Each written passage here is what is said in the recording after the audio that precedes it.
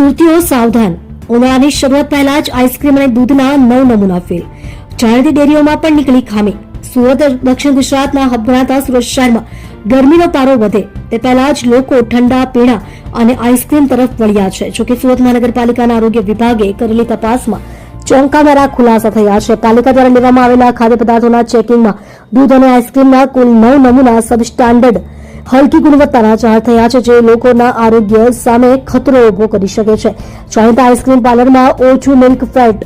પાલિકાના ફૂડ વિભાગે પાર્લે પોઈન્ટ વિસ્તારમાં આવેલ જાણીતા સિદ્ધિ આઈસ્ક્રીમમાં તપાસ હાથ ધરી હતી. અહીંથી લેવામાં આવેલા કાજુ દ્રાક્ષ આઈસ્ક્રીમના નમૂનામાં નિર્ધારિત માપદંડ કરતા મિલ્ક ફેટનું પ્રમાણ ઓછું મળી આવ્યું હતું. આ ઉપરાંત શહેરની વિવિધ ડેરીઓમાં પણ ગાય અને ભેંસના દૂધના નમૂના ગુણવત્તામાં ઊણા ઉતર્યા છે.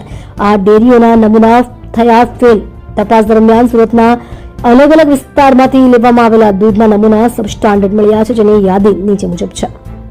શ્રીનાથ દૂધ ડેરી કતારગામ ગાયનું દૂધ સબસ્ટાન્ડર્ડ, શ્રી કૃષ્ણ ડેરી બમરોલી ગાયનું દૂધ સબસ્ટાન્ડર્ડ, A1 ડેરી ઊન અને ચામુંડા ડેરી ઊન ગાયનું દૂધ હલકી ગુણવત્તાનું, શ્રી ભાગ્યલક્ષ્મી ડેરી નાનપુરા ગાયનું દૂધ substandard, ASK Patel dairy Pandesara અને ઉધનાનો તબેલો ગાયના દૂધમાં ભેળસેળ કે ખામી, રાધે દૂધ મંડળી અબ્રામા રોડ ભેંસનું દૂધ સબસ્ટાન્ડર્ડ. કડક કાયદાકીય કાર્યવાહીની તૈયારી.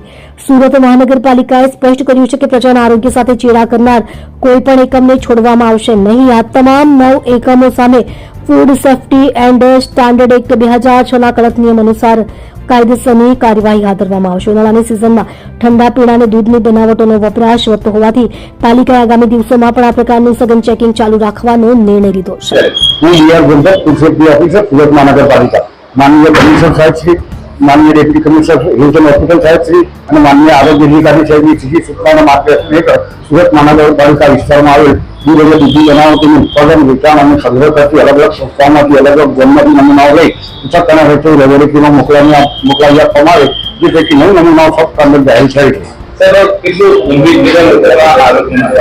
આ નમૂનાઓ સબસ્ટાન્ડર્ડ જાહેર છે. તેમાં મિલ્ક ફેટનું પ્રમાણ ઓછું છે અને સોલિડ ફેટનું પ્રમાણ પણ ઓછું છે. તે મુજબ ફૂડ સેફ્ટી એન્ડ સ્ટાન્ડર્ડ પ્રમાણે આગળની કાર્યવાહી કરવામાં આવશે.